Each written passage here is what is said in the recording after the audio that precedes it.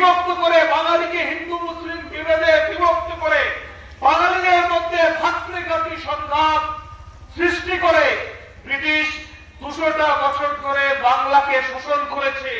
বাংলার অর্থ, বাংলার সমস্ত সম্পদ ইংল্যান্ড এবং তাদের যে পরগামেরা ছিল তাদের হাতে করায়ত্ত করেছে।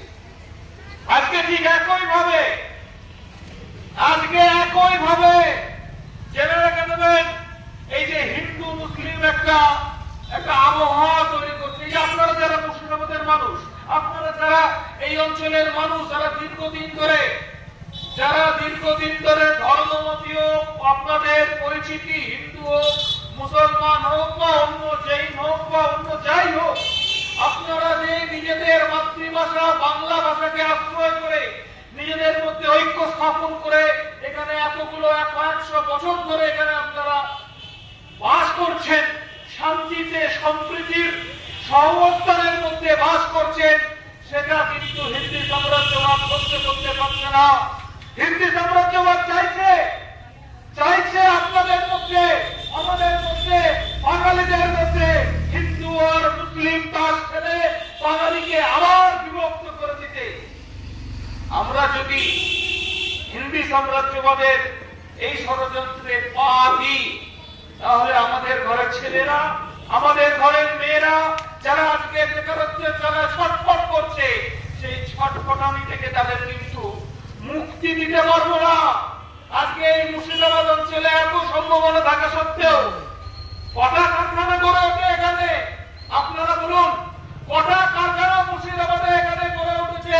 আপনারা বলুন, সাগরপাড়ায় কটা কারখানা গড়ে উঠেছে? কটা বেকার ছেলের কর্মসংস্থানের ব্যবস্থা করে দিয়েছে? সরকার পক্ষ করেনি, বিরোধী পক্ষও করেনি। সরকার পক্ষ করেনি, বিরোধী পক্ষও করেনি। বিবেককে প্রশ্ন করুন, আমি ভুল বলছি না ঠিক বলছি?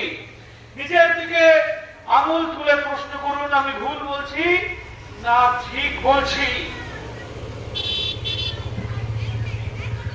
আজকে একটা পরিস্থিতি পশ্চিম বাংলার বুকে কৃত্রিম ভাবে তৈরি করে দিয়েছে এই ভারতীয় জনতা পার্টি, এই তৃণমূল কংগ্রেস সরকার। এরা এই দুটো রাজনৈতিক দলগুলো তো এখন যাচ্ছে, একটি শাসক দল তৃণমূল কংগ্রেসের সরকার আর ভারতীয় জনতা পার্টির সরকার হচ্ছে বিরোধী দল। আজকে এই যে একটা অবস্থা গোটা বাংলার মধ্যে, গোটা বাঙালি জাতিকে আজকে বিভেদ এনে বাঙালিদেরকে দিকভ্রষ্ট করে দিচ্ছে, এ দায়টা কে নেবে? আজকে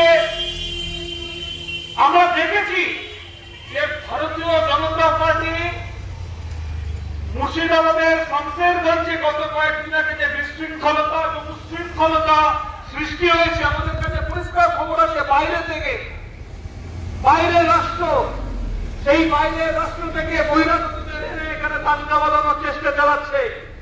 আমি আমার বাঙালির কাছে বলবো, হিন্দু হোক, মুসলমান হোক, যে ধর্মমুখী হোক, সবার কাছে আপামর বাঙালির কাছে আহ্বান রাখবো, দাঙ্গাবাজদের কোন ধর্মীয় পরিচয় হয় না, দাঙ্গাবাজদের হিন্দু মুসলিম পরিচয় হয় না, দাঙ্গাবাজদের একটি পরিচয় হয়, তারা সন্ত্রাসবাদী, তারা দাঙ্গাবাজ।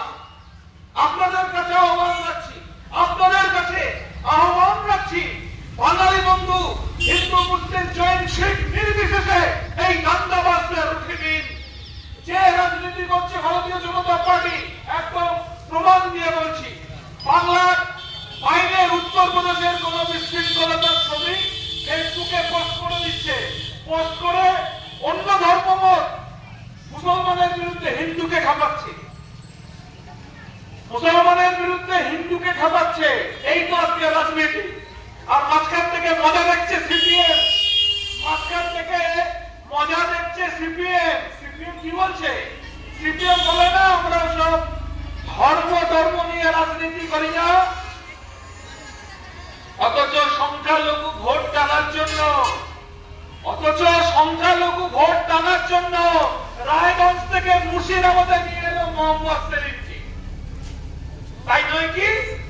এই যারা বলে না সিপিআইএম মার্ক্সবাদী কমিউনিস্ট পার্টি বলে,